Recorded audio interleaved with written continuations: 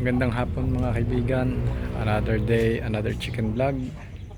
At medyo hindi okay yung ating day ngayon dahil kanina pong umaga ay minakita tayong bayawak dito sa ating sa dirty kitchen po. Nagtataka po ako, may kumakaluskos. Pagtingin ko po wala akong makita, tapos pag tingala ko po nandun pala sa may zipper lens dun sa kinakabitan ng ng bubong natin. Ayun, nakita ko yun ang bayawak oh. Ngayon po oh, yun ando sa may patay na mahogany. Teka lang, videohin natin. Ayun lang po to eh, nakita ko yun. Baka hindi nyo po makita dahil sobrang ano ng yun po oh, bayawak kung makikita nyo. Yan, dun po siya sa patay na mahogany. Yan, dati po maliit pa po yan nung hinabol po yan nung si Prada ng aso namin. Maliit pa po yan, mga wala pa sa kalahati niyan, para kasi laki lang ng tuko. Tapos hindi na po yan bumalik, ngayon lang po uli siya bumalik. Yan, bali naglagay po dyan tayo ng trap. Tingnan natin kung mahuhuli siya. Yan po, kita nyo oh. Hindi ko po alam po siya sa galing eh, baka dito sa likod, dahil dito po sa likod may manukan din. Hindi ko lang alam kung dun siya lumaki. Siguro may nakakain siyang mga sisiw dun. Yan, tama tama yung pag video natin ngayon lumabas siya. Siguro dahil sobrang init kaya napunta siya dyan. Siguro nagtago siya dyan sa puno. Dun sa tuktok siguro may butas yan. Yan guys, yan. Bumababa na siya dun sa sa may tangke. So yun nga mga kaibigan, kaya tayo naglinis dito dahil masukal na. Gusto ko po makita kung saan siya nagmumula, at yun nga, sakto-sakto nakita natin siya bumababa dun sa puno. Yan, dyan po siya, dyan oh, kita nyo yung may bubong na yan, dyan po siya sa loob nyan. Nandyan po yung ating mga patoka, tapos yung dirty kitchen. Dun pala siya bumababa dito sa puno na to. Pero hindi naman siya basta-basta makakapasok dito sa ating dahil net. Sasabit siya dyan. Kaya nilinis na rin natin itong puno ng aratilis. Oh, tingnan nyo, pinutol na natin.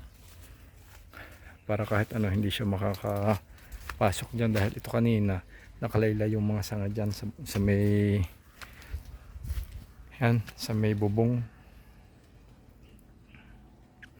Mamaya pag pinakawala natin yung ating mga aso, pag nakita siya dyan, hahabulin siya dyan. At kanina nga po palang umaga ay nagpakatay ulit tayo ng 2 manok. Yung isang anak ni Mocha ulit na hindi na lumaki, tapos yung isa po na anak ni Makoy pero sa native po. Yan, yung nandito po, yung medyo maputi ang kulay. Kung makikaalala nyo sa huli ko video, nandito po siya. Kapatid po siya niyang isa na yan, dumudungaw na yan. Yan. Tapos ang atin pong good news, ito po, muli na pong magkakasama si 3 pipay. After a week po, masigla na po sila. Yan po, wala na po silang sakit, magkakasama na po uli sila.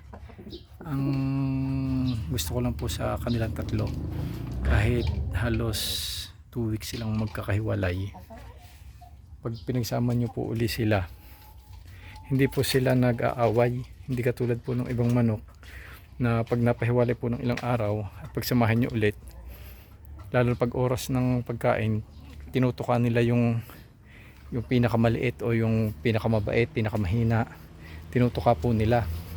Samantalang silang 3, wala po silang problema, magkakasundo po sila, kaya napakaganda po nilang pagsamasamahin. Yan po. Siguro po mamaya titingnan ko ulit dun sa may tangke, baka pumasok na naman po dun sa ating dirty kitchen. Bale maganda po ang init ngayon ng araw. Ngayong araw na to, makita nyo po oh. Kaso dito po maputik pa rin. Dahil nga po shaded ito, madali po siyang magputik pero matagal po siyang matuyo. Abutin po ito ng mga siguro isang linggong straight na init bago po siya matuyo, yung at least yung surface ng lupa. Yung ilalim siguro mga 1 month. Tapos pag inulan po ng isang araw, ganoon na po ulit. Kaya yan. Ito po, natapos na po pala natin itong ating project hanggang dito po sa dulo. Yan, makikita nyo. Tapos ito po ay dinadaan na ng tubig papunta doon sa sulok na yon, kaya hindi na po natin nilalagyan. Yan.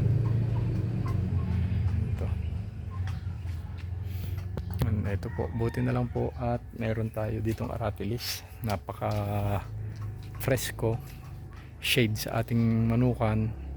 Napakalaking tulong po, lalo pagdating po ng summer.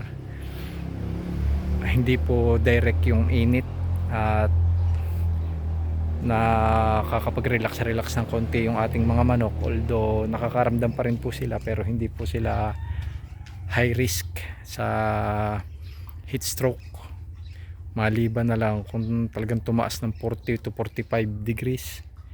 Kaya makikita nyo po yan, yung ating bubong halos shaded na rin po ng sanga ng aratilis. Goods po yan para hindi po direct na tumama yung init ng araw sa bubong. Ang masama lang po dyan, yung po mga dahon, mga bunga, dyan po magpapatakan. Pag hindi po lagi natin nalilinis, mabubulok po yung ating yero. Lalo na po pag init araw, kailangan po nating laging linisin. Katulad po na nangyari dito sa bubong ng ating mga native. Kung maalala nyo po, yung ating aratilis na yan ay halos sakupin na yung itong bubong ng ating kulungan. Tsaka ito pong tinutulugan nila. Nung pong time na nilinis ko po yan, punong-puno po ang kapal, hindi po halos dumalo yung tubig dahil parang naging putik na po yung mga dahon. Ilang buwan hindi po nalinis, yung mga dahon po nabulok na, sumiksik na po dun sa mga sa mga singit-singit, kaya yung tubig po hindi na makatakbo at doon na po tumutulo sa loob. Ganon din po ang mangyayari dito kapag hindi po natin nalinis. At ganito din po itong isang to. Makikita nyo, mayroon din po. Yan. Kalilinis ko lang po niyan mga a week ago. Pero ganon po talaga dahil namamatak po ang buhok at yung mga dahon. Pero ganito pong September, baka maubos na po yan. Dahil titigil na po yan, pamumunga, huli na po yan. Hindi na po yan hindi na po ulit bubungas, next year na po ulit. So yun nga, at ito po yung ating update. Ito po yung ating dalawang Rhode Island, inilipat po natin dito. Matatandaan nyo po, dito po nakalagay yung ating blue, inilipat po natin, tsaka si Pipay dito po inilipat po natin, at dito po ay inilagay natin sina Chiki. Yan, dito po sila. Kanina po sana ay atin na din pong out na rin po natin sana tong ating Brahma na to, kaso ay hindi na po dahil madami pong ginagawa yung tiyahin ko, kaya hindi na po natin na pakatay. Inuulit ko po, hindi po ako nagkakatay dahil naawa po ako, pero ako po ang once na katay na po, ako na po yung naglilinis. Nagluto rin po tayo kanina ng tinola. Ang hindi ko lang po magawa yung pong kumatay dahil naawa po ako doon sa manok ko, alaga ko po yun. Umaalis po ako pagka ganun. Babalikan ko na lang po pagka lilinisin na. So, yan. Napakaganda po ng init. Sana magdire-diretso ulit. Talagang pagka po mahina ang resistensya ng ating manok ay mapapalaban po. Yan. Ito pong ating mga IG ay katatapos lang pong kumain ng kanilang tanghalian. Yan, kung makikita nyo, masipag po silang uminom pagkakakain. Yan.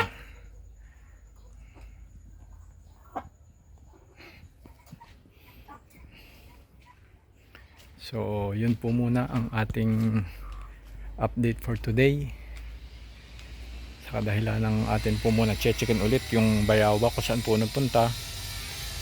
At malapit na rin po tayong magpalabas ng ating mga alaga. So puputulin na po muna natin ang ating ditong video. Ingat po lahat, sana nakakaranas pa rin po ng matinding pag-ulan. Balita ko po this coming first week ng August ay may low pressure area na naman na inaabangan. So mag-ingat po tayong lahat, dasal po tayo at keep safe po. Salamat.